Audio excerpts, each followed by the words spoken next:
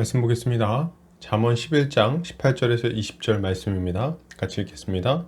악인의 삭은 허무하되 공의를 뿌린 자의 상은 확실하니라. 공의를 굳게 지키는 자는 생명에 이르고 악을 따르는 자는 사망에 이르느니라. 마음이 굽은 자는 여호와께 미움을 받아도 행위가 온전한 자는 그의 기뻐하심을 받느니라. 아멘. 잠언 11장 18절에서 20절까지 공의를 뿌린 자의 상이라는 제목으로 말씀 보도록 하겠습니다. 신자는 이 땅에서 공의를 굳게 지키는 삶을 살아갑니다. 유혹과 핍박이 있어도 의로운 삶을 포기하지 않는다는 말입니다. 오늘 본문을 통해 이에 대해 함께 살펴보도록 하겠습니다. 오늘 잠언 기자는 이렇게 말합니다. 악인의 삭은 허무하되 공의를 뿌린 자의 상은 확실하니라. 잠언 기자는 악인의 삭은 허무하다고 말합니다. 악인의 삭은 그가 불의한 일들을 통해 얻은 삭이라고 말할 수 있겠죠. 악을 행함으로 얻는 부와 명예 그리고 성공이라고 할 수 있습니다. 잠언 기자는 이 모든 것이 허무한 것이라고 말하는 것입니다. 그는 그러나 공의를 뿌린 자의 상은 확실하다고 말합니다. 의인의 공의로운 행위는 반드시 그 보답이 돌아온다는 것을 말하고 있는 것입니다. 여러분, 신자는 악인의 삶은 허무한 결과를 가지고 오지만 의인의 삶은 하늘의 상급을 가지고 온다는 것을 믿어야 됩니다. 많은 사람들이 이 땅에서의 삶이 전부라고 믿으며 눈에 보이는 결과물들에 집착하는 삶을 살아갑니다. 당장 손에 들어올 돈과 명예, 성공과 같은 것들을 추구하며 살아간다는 말이죠. 문제는 우리는 모두 죽을 것이고 하나님의 심판대 앞에 서야 한다는 것입니다. 이 땅에서 우리가 추구하던 모든 세속적인 것들은 허무한 것으로 드러나게 될 것입니다. 부와 명예, 든든한 인맥, 멋진 집과 멋진 차, 이 모든 것이 모두 허무하게 사라져 버릴 것입니다. 하나님의 심판대 앞에서 그런 것들이 무슨 가치가 있겠습니까? 전도서에서 지혜자는 떡을 물에 던지라고 말합니다. 그러면 여러 날 후에 그것을 다시 찾을 것이라고 말하죠. 이것은 우리의 물질을 이웃에게 베풀 때 그것이 마치 물에다 떡을 던지는 것 같이 느껴지지만 반드시 좋은 결과를 거두게 될 것이라고 권면하고 있는 것입니다. 이것은 이 땅에서 보답받을 것을 이야기하는 것이기도 하지만 궁극적으로는 하나님께서 이러한 행위에 대해 갚아주실 것임을 알려주고 있는 것입니다. 그분은 공의로운 분이시기 때문이죠. 그러므로 여러분, 이 땅의 삶을 추구하며 허무한 결과를 맞이하지 말고 하늘의 상급을 기대하며 공의를 뿌리는 삶을 살아갑시다. 이렇게 할 때 우리에게 주님의 칭찬이 있을 것입니다. 계속해서 보겠습니다. 잠언 기자는 이렇게 말합니다. 공의를 굳게 지키는 자는 생명에 이르고 악을 따르는 자는 사망에 이르느니라. 잠언 기자는 공의를 굳게 지키는 자는 생명에 이르게 되지만 악을 따르는 자는 사망에 이른다고 말하죠.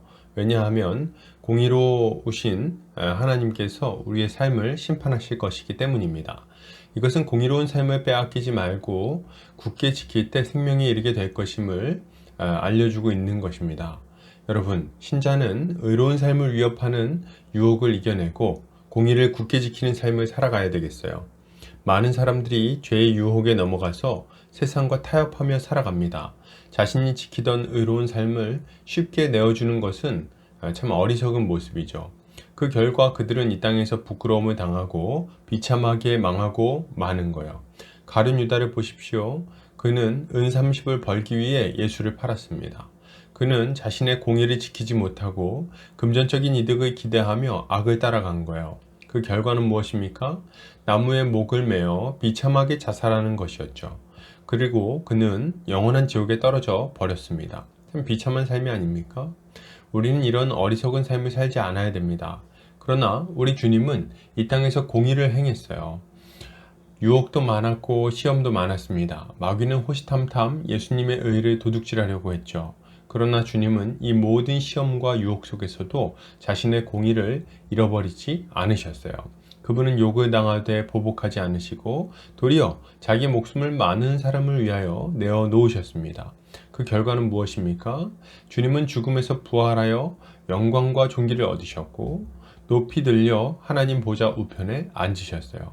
우리는 그 결과로 생명을 얻고 복을 누리게 된 것입니다. 여러분, 우리는 주님을 따라 공의를 굳게 지키는 삶을 살아야 되겠습니다. 유혹과 핍박 속에서도 공의를 굳게 지킵시다. 의로운 삶이야말로 영원한 생명을 가지고 온다는 것을 믿고 주님을 따라갑시다. 이것이 신자의 마땅한 모습입니다.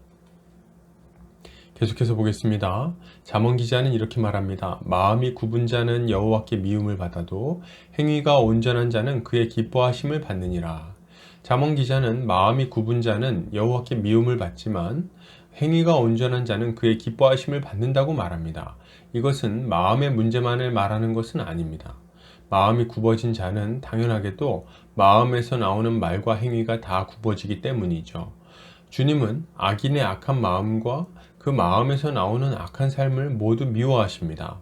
마찬가지로 행위가 온전하다는 것은 겉으로 나오는 행위만 칭찬하는 것이 아닙니다. 온전한 행위는 오직 거듭난 사람에게만 가능하기 때문이죠. 이것은 예수 그리스도를 믿음으로 성령으로 거듭난 사람의 삶에 대해서 말하고 있는 것입니다. 하나님은 우리를 의인으로 만드시고 의롭게 살아가게 하신 후에 그것을 기뻐하시는 것입니다.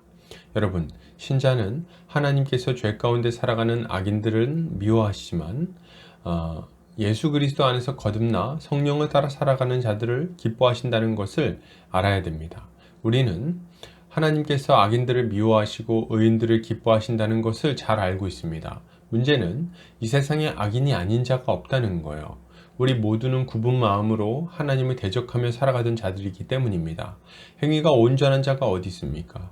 하나님을 사랑해서 그분의 명령에 온전히 순종하는 자가 한 사람이라도 있습니까? 아니요, 없어요. 의인은 없나니 하나도 없습니다. 그렇다면 우리 모두는 하나님의 미움을 받는 자들이라는 말인가요? 네, 맞습니다. 그러나 우리를 사랑하신 하나님은 우리를 그대로 버려두지 않으셨어요. 독생자 예수 그리스도를 이 땅에 보내주셔서 우리가 이 죄악의 사슬에서 벗어날 길을 열어주신 것입니다. 그분의 십자가 사역을 통해 우리의 모든 죄를 씻어주셨을 뿐 아니라 우리에게 의로운 신분을 주시고 성령을 통해 의롭게 살 수 있는 능력까지도 부어주신 거예요. 그러므로 우리는 오직 예수 그리스도를 믿음으로만 행위가 온전한 자가 될 수 있는 것입니다. 여러분, 우리는 예수를 믿어야 할 때요, 이전의 굽은 마음을 버리고 회개하여 주님께 나와야 합니다. 그러면 주님은 우리의 굽은 마음을 곧은 마음으로 만들어서 주님이 원하시는 행위가 온전한 자로 만들어 주실 것입니다. 결론을 드립니다. 여러분, 신자는 허무한 악인의 삶이 아니라 상급이 있는 의인의 삶을 살아야 됩니다. 예수를 믿고 거듭난 심령으로 유혹을 이겨내며 공의를 지키는 삶을 살아야 돼요. 주님은 이런 자들을 크게 칭찬해 주실 것입니다.